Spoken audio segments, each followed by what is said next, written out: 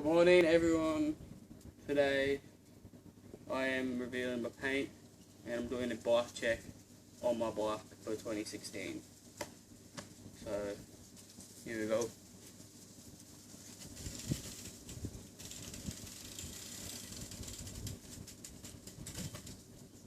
There it is. The new bike. So yeah, it doesn't look too bad. Looks alright. So we'll start the bike check. I've got ODI grips, bar ends. I've got Nightfall bars. I'm pretty sure these doing little signatures. To a Sunday stem and division forks. The frames are We The People. I've had it for a while now. I've got a profile seat, Colony pedals, the Colony cranks, Colony bottom brackets, and a Mutiny sprocket.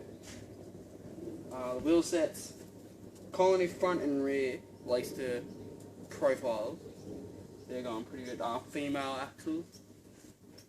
So yep, that's what the bike is this year. You can take the bike.